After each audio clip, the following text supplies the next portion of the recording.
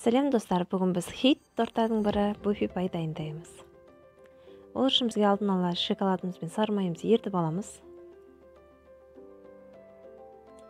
Микроволновкада не болмаса водяной баняда ертсеңіздер болады. Водяной баня дегеніміз біздегі ыстық судың үстіне қойып ертсеңіздер болады.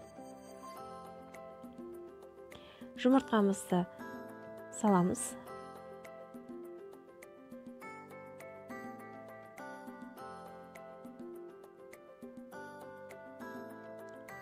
Шекерімізді қосып, ағарғанша араластырамыз.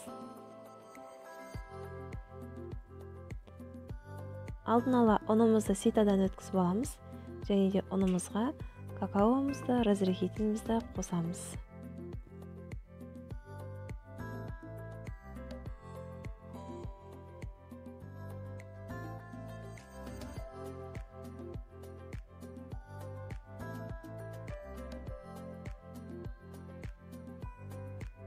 Біркелкі етіп араластырып аламыз.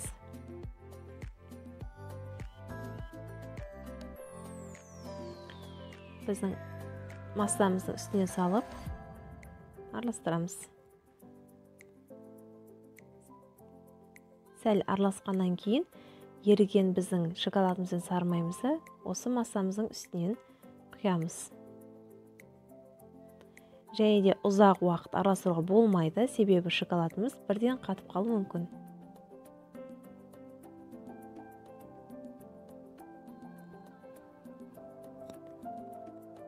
Бір қалыпты болғанша араластырып тоқтатамыз. Алдын ала пергамент қағаздарын дайындап аламыз. Формамен дайындасаңыздар да болады, не болмаса мен секілді сызып қалған формаларыңызды жасасаңыздар болады.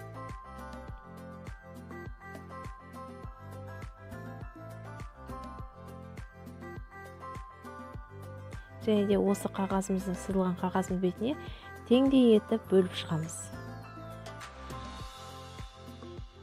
Менде 2 қасықтан келді әр қағаздың бетіне. Спатуланың көмегімен тегістеп жайып шығамыз сызық бойымен. Сызықтан асырмаймыз, піскен кезде әдемі көрінбейді. Және де шеткі жақтарын қалыңдау етіп жағыңыздар. Егер жұқа болатын болса, піскен кезде қатты болып сынып кетуі мүмкін.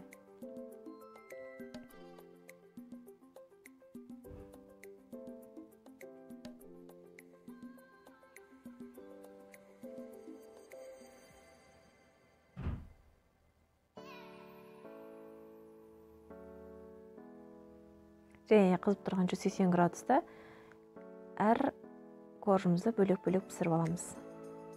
10 минут шамасында. Кремімізді дайындаймыз. Ол үшін творожный сыр және сахарный пудраны біркелкі етіп массаға араластырып аламыз. Және де сливкамызды қосамыз. Менде 34% сливка. Міндетті түрде сливкаларыңыз 1 сағат тоңазытқышқа салып алыңыздар. Егер сіздердің сливкаларыңыз өте мұздай болса, кремдеріңіз әдемі шығады. Жылы сливкамен қолданбаймыз, кремдеріңізді етіп жібереді. Осындай бізде крем дайын болды.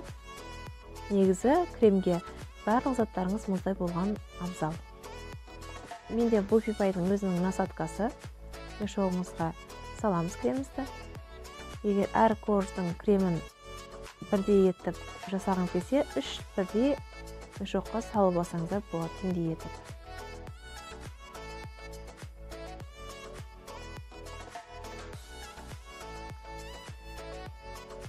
Ең астынан бөлін жылжып кетпеу үшін осындай крем жағып қоямыз.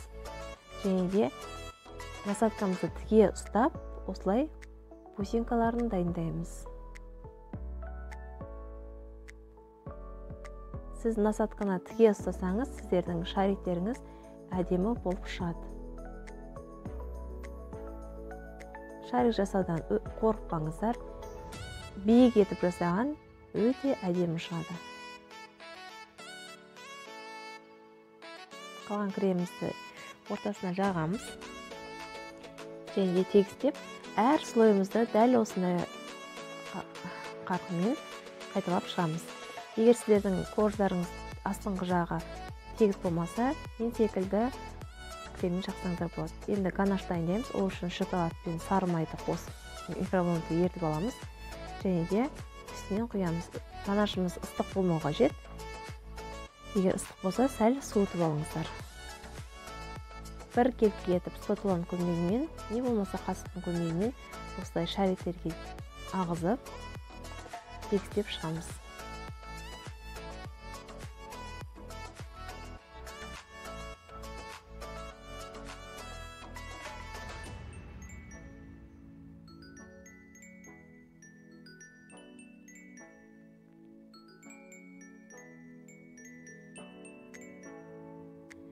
Және де өз қалауларыңызбен сәндесеңіздер болады.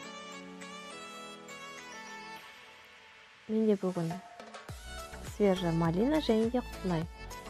Және дайындап әрлеп болған торттарыңызды 5-6 сағатқа холодильникке салып, барып ұсыныңыздар, себебі біздің креміміз сіңімді болу үшін.